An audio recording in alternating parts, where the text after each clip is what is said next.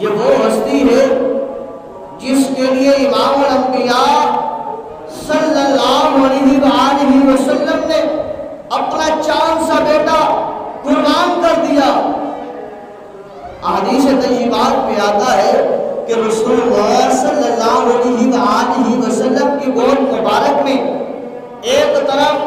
حضرت امام علی مقام حضرت امام حسین بیٹھے ہیں اور دوسری طرف میرے پیارے لجپال نبی حضرت محمد مصطفیٰ صلی اللہ علیہ وآلہ وسلم کا لفظ جگر آپ کا نور نظر بیٹھا ہے۔ فرشتہ آتا ہے، آ کر عرض کرتا ہے یا رسول اللہ صلی اللہ علیہ وسلم، اللہ تبارک و تعالی ان دونوں میں سے